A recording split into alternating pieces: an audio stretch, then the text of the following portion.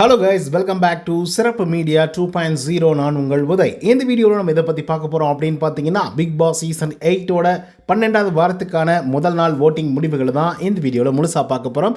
So இந்த வீடியோக்கு போகிறதுக்கு முன்னாடி நம்மளோட சேனலை சப்ஸ்கிரைப் பண்ணாதவங்க சப்ஸ்கிரைப் பண்ணி வச்சுக்கோங்க. பக்கத்தில் ஒரு பெல் ஐக்கான் இருக்கும், அதையும் ப்ரெஸ் பண்ணி ஹாலில் போட்டுக்கோங்க. அப்போ தான் நாங்கள் அப்டேட் பண்ணுற ஒவ்வொரு வருஷம் உங்களுக்கு நோட்டிஃபிகேஷன் வந்து சேரும். அதை தாண்டி இந்த வீடியோ குறைஞ்சபட்சம் 1000 லைக்கான எதிர்பார்க்குறோம். ஸோ லைக்கை போடுங்க, வீடியோ பாருங்கள். வாங்க இன்று வீடியோக்குள்ள வந்து போகலாம். அதை தாண்டி இந்த வாரத்தில் யாரெல்லாம் நாமினேட் ஆயிருக்காங்க அப்படின்னு பார்த்தீங்கன்னா, ஜாக்லின், மஞ்சரி, ராணவ், பவித்ரா, விஜே, விஷால், அன்ஷிதா மற்றும் ஜெப்ரி அவர்கள். ஸோ இந்த 7 பேர் தான் வந்து நாமினேட் ஆகியிருக்காங்க. சொல்லப்போனால் டஃப்பான கண்டஸ்டண்ட்டாக கருதப்படுகிறது யாரெல்லாம் அப்படின்னு பார்த்தீங்கன்னா, இந்த நாமினேஷன் லிஸ்ட்டில் நம்மளுடைய ஜாக்லின் அவர்கள், அப்புறம் மஞ்சரி, ராணுவ பற்றியும் சொல்லி ஆகணும். ஸோ அதுக்கப்புறம் வந்து பெருசாக யாருமே வந்து பர்ஃபார்மன்ஸ் வந்து பண்ணாத ஆட்களாக தான் வந்து இருந்துகிட்ருக்காங்க. ஸோ இதனை தாண்டி யாரெல்லாம் உள்ளே இருக்க போகிறாங்க, யார் எவிக்டாக வெளியே போகிறாங்க அப்படிங்கிறத நம்ம பொறுத்து தான் பார்க்கணும்.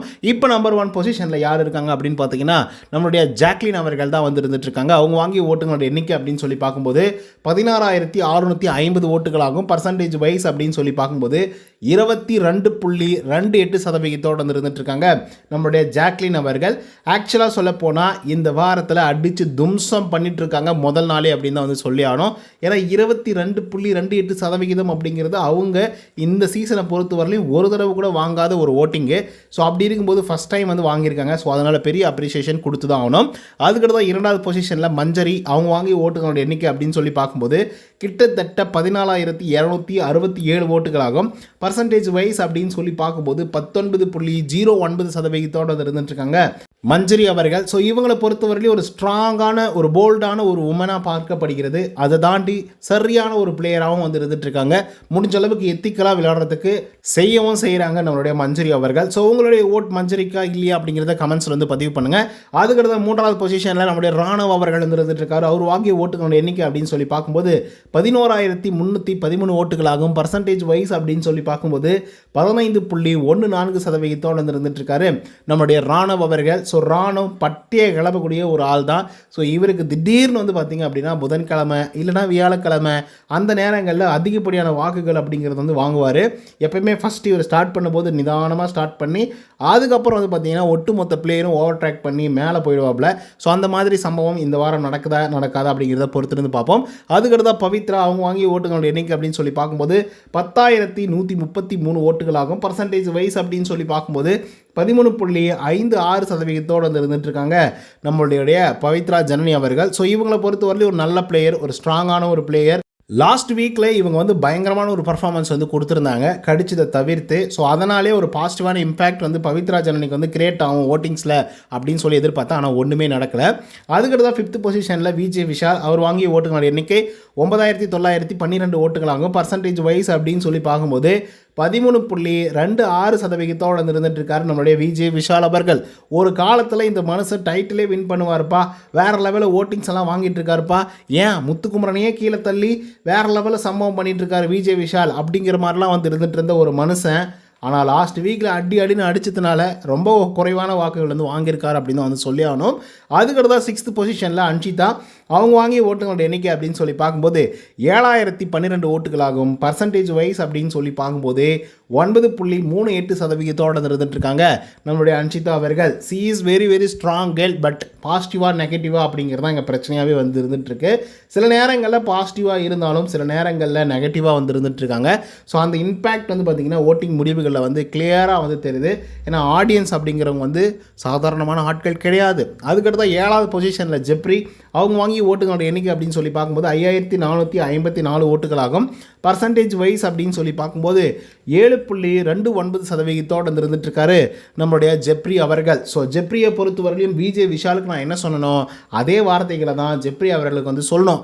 ஏன்னா இந்த மனுஷன் கடந்த 4-5 வாரங்களாக நாமினேஷன்லேயே வர கிடையாது. ஸோ அதனால் ஜெப்ரி அவர்களுக்கு எவ்வளோ தூரம் ஓட்டிங்ஸ் இருக்குது அப்படிங்கிறது தெரியாது. ஏன்னா இதுக்கு முன்னாடி ஒரு பர்ஃபார்மன்ஸ் பண்ண விஷயங்கள்லாம் வேறு ஒரு விஷயம். திடீர்னு வந்து நாமினேஷன் ப்ரீ பாஸை வந்து வாங்கிட்டு போனார் சம்மந்தமே இல்லாமல். அந்த இடத்துல ஜெப்ரி அவர்களுக்கு மிகப்பெரிய மைனஸ் பாயிண்ட் வந்து ஆயிடுச்சு. மற்றவங்களாம் ஸ்கோர் பண்ணிட்டாங்க. பட் ஜெப்ரி அவர்களுக்கு வந்து என்னடா அவன் ஆடாமல் ஜெயிச்சோண்டா அப்படிங்கிற மாதிரி ஒன்றுமே பண்ணாமல் நாமினேஷன் ப்ரீ பாஸை வந்து வாங்கிட்டு போயிட்டானே அப்படின்னு சொல்லி அந்த இடத்துல ஒரு நெகட்டிவ் இம்பேக்ட் வந்து பார்த்திங்கன்னா கிரியேட் ஆச்சு. அண்ட் லாஸ்ட் வீக்கில் அன்ஷிதா கூட சேர்ந்து இவர் வந்து விளையாடினார். வெரி ஸ்ட்ராங்காக விளையாடினார். அதில் எந்த விதமான மாற்று கருத்துமே இல்லை. பட் எப்படி விளையாடினாலும் ரொம்ப ரொம்ப எத்திக்கலாக விளையாடுறோமா அப்படிங்கிறதும் ரொம்ப ரொம்ப முக்கியம். ஒருவேளை நீங்கள் தோற்றே போயிருந்தா கூட பரவாயில்லப்பா, ரொம்ப ஸ்ட்ராங்காக ப்ளே பண்ணான், சூப்பராக ப்ளே பண்ணான், ஆனால் என்ன தோத்துட்டான் அப்படின்றதுக்காக கூட ஓட்டிங்ஸ் அப்படிங்கிறது வந்து விழுந்திருக்கும். பட் அன்எத்திக்கலாக விளையாடுறதுனால என்னதான் நீங்கள் ஸ்ட்ராங்காக விளையாடுன்னு இருந்தாலும் மக்கள் வந்து அதை ஏற்றுப்பாங்களா அப்படின்னு கேட்டிங்கன்னா கண்டிப்பாக ஏற்றுக்க மாட்டாங்க. ஸோ அதனால தான் லாஸ்ட் வீக்கில் விஜேஎஸ் அவர்கள் வெளுன்னு வெளுத்து விட்டாப்புல, ரோஸ்ட்டாக பண்ணி விட்டாப்புல ஜெப்ரி, அன்ஷிதா, அப்புறம் விஜய் விஷால் இவங்க எல்லாருமே. பட் ஜெப்ரிக்கு வந்து பார்த்திங்கன்னா ஓட் பேங்க் அப்படிங்கிறது ஒரு 4 வாரங்களுக்கு முன்பாக வேறு லெவல் இருந்துச்சு அப்படின்னு தான் வந்து சொல்லி ஆகணும். சொல்லப்போனால் வந்து ஒரு 4வது பொசிஷன், 5வது பொசிஷன் இல்லை டாப் 5க்குள்ளே வரதுக்கான எல்லா வாய்ப்புகளும் வந்து இருந்துகிட்டு இருந்தது. பட் இப்போ வந்து பார்க்கும்போது என்னடா ஜெப்ரி இவ்வளோ கம்மியான வாக்குகள் வந்து வாங்கியிருக்கேப்பா, அன்ஷிதாவோட கம்மியாக வாங்கியிருக்கே அப்படிங்கிற மாதிரி இருக்குது. ஏன்னா விஜய் விஷால் அண்ட் ஜெப்ரி இவங்க 2 பேருமே ரொம்ப ஸ்ட்ராங்கான கண்டஸ்டண்ட்டாக கருதப்பட்டது. டாப் 2ல் வந்து பார்த்திங்கன்னா விஜய் விஷால் இருப்பார் அப்படின்னு சொல்லி பார்க்கப்பட்டது. அண்ட் டாப் 5ல் வந்து ஜெப்ரி அவர்கள் இருப்பார் அப்படின்னு சொல்லி சொல்லப்பட்டிருந்தது. நானும் அதுதான் வந்து சொல்லிட்டு இருந்தேன். ஆனால் இப்போ 2 பேருமே வந்து மண்ணை கவர் அளவுக்கு வந்து பார்த்திங்கன்னா ஓட்டிங்ஸ் அப்படிங்கிறத வந்து வாங்கிட்டு இருக்காங்க. ஸோ இதெல்லாம் அவங்களுக்கு நல்லதே கிடையாது. பட் இது வந்து 12வது வாரம், ஒருவேளை இந்த 6வது வாரமோ 7வது வாரத்துலேயோ இந்த மாதிரி ஓட்டிங்ஸ் அப்படிங்கிறது வந்து வாங்கியிருந்தாங்க அப்படின்னா அதுக்கு அடுத்தடுத்து வரக்கூடிய வாரங்களில் அவங்களே சேஞ்ச் பண்ணிக்கிட்டு மக்களுக்கு வந்து வேறு ஒரு முகத்தை வந்து காமிச்சிருந்துருக்கலாம், மக்கள் அதை ஏற்றிருந்துருக்கலாம். அப்படி ஏற்றிருந்தாங்கன்னு வச்சுக்கோங்களேன், ஓட்டிங்ஸ் அப்படிங்கிறதும் வந்து இன்க்ரீஸ் ஆகிருந்திருக்கும். ஸோ அதனால் மக்கள் அவர்கள் ஏற்றுக்கொள்ளவில்லை அப்படின்னு தான் வந்து சொல்லி ஆகணும். ஸோ அதனால தான் ஓட்டிங்ஸ் அப்படிங்கிறது ரொம்ப ரொம்ப கம்மியாக இருக்குது. ஸோ இப்போ ஜெப்ரியை பற்றி பார்த்தோம், அதுக்கடுத்த விஜய் விஷாலை பற்றி பார்க்கணும். ஏன்னா இவரை பற்றி பேச வேண்டியது நிறைய வந்து இருக்குது அப்படின்னு தான் வந்து சொல்லி ஆகணும். ஏன்னா ஆரம்ப காலகட்டத்தில் வேறு லெவலில் பர்ஃபார்மன்ஸ் பண்ணிட்டு இருந்த விஜய் விஷால் ஓட்டிங் முடிவுகளில் ரொம்ப ரொம்ப குறைவான வாக்குகளை இப்போ வந்து வாங்க ஆரம்பிக்கிறாரு.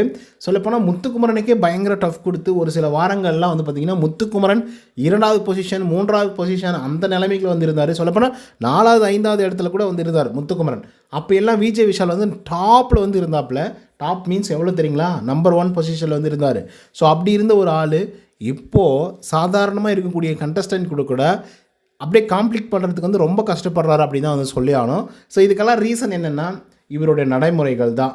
ஸோ இந்த நடைமுறைகளை இவர் வந்து மாற்றிருந்துருக்கணும். எப்போதுமே என்டர்டைன்மெண்ட் சில விஷயங்களை வந்து பண்ணாப்புல.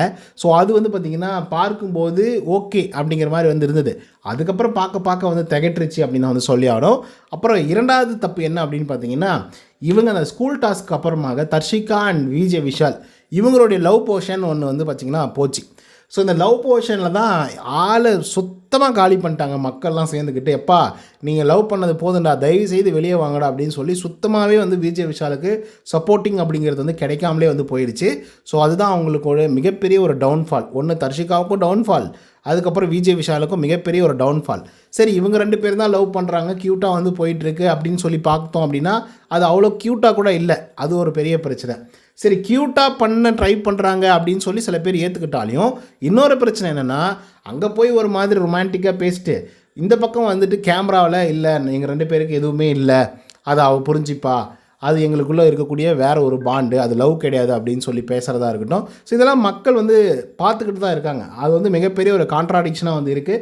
ஸோ அதனால் வந்து பார்த்திங்கன்னா விஜய் விஷாலை வெறுக்க ஆரம்பிச்சிட்டாங்க. ஸோ அதன் காரணமாகவே ஓட்டிங்ஸ் அப்படிங்கிறது ரொம்ப ரொம்ப குறைவாக வந்துடுச்சு. சரி இப்போ தர்ஷிகாவுக்கும் விஜய் விஷாலுக்கும் லவ் போனதுனால இது ஒரு பிரச்சனையாச்சுன்னு வச்சுக்கோங்க. 3வது பிரச்சனை என்ன அப்படின்னு பார்த்தீங்கன்னா அன்ஷிதாவுடைய பிரச்சனை. அன்ஷிதா, தர்ஷிகா அண்ட் விஜய் விஷால் இவங்க 3 பேர் செஞ்ச அந்த ட்ரையாங்கிள் லவ் ஸ்டோரி அப்படிங்கிற ஒரு லவ் ஸ்டோரி இருக்குல்ல, அது இருக்கிறதுலையே ரொம்ப ரொம்ப கேவலமான ஒரு லவ் ஸ்டோரி. அன்ஷிதா மேலே ஆல்ரெடி ஒரு நெகட்டிவ் பிம்பங்கள் அப்படின்றது வெளி சைடில் வந்து இருந்துகிட்ருக்கு, வெளியிலேருந்து பார்க்கக்கூடிய மக்களுக்கு. ஸோ அதுதாண்டி உள்ளேயும் நீ இதை தான் பண்ணுறியாடி அப்படின்னு சொல்லி அன்ஷிதா மேலே இருந்த கோவத்தெல்லாம் விஜய் விஷால் மேலே காட்ட ஆரம்பிச்சிட்டாங்க. அந்த பொண்ணு எப்படிப்பட்ட பொண்ணு அப்படின்னு தெரிஞ்சும் இவன் பழகிறான்னா இவன் எப்படியார மட்டும் ஆளாக இருப்பான் அப்படிங்கிற மாதிரி ஒரு கோவங்கள் விஜய் விஷால் மேலே பரவ ஆரம்பிச்சிருச்சு அப்படின்னு தான் நான் நினைக்கிறேன். ஸோ அது ஒரு மிகப்பெரிய ஒரு காரணமாக கருதப்படுகிறது. அதுக்கடுத்து அன்ஷிதா பற்றி சொல்லி ஆகணும். அன்ஷிதா வந்து பார்த்திங்கன்னா லாஸ்ட் வீக்கில் எவிக்ட் ஆக வேண்டிய ஒரு ஆள். சடனாக அவங்க வந்து நெகட்டிவாவோ பாசிட்டிவாவோ ஏதோ ஒரு விதத்தில் இந்த கேமை சுவாரஸ்யப்படுத்தினாங்க, வேறு லெவலில் பர்ஃபார்மன்ஸ் வந்து பண்ணாங்க.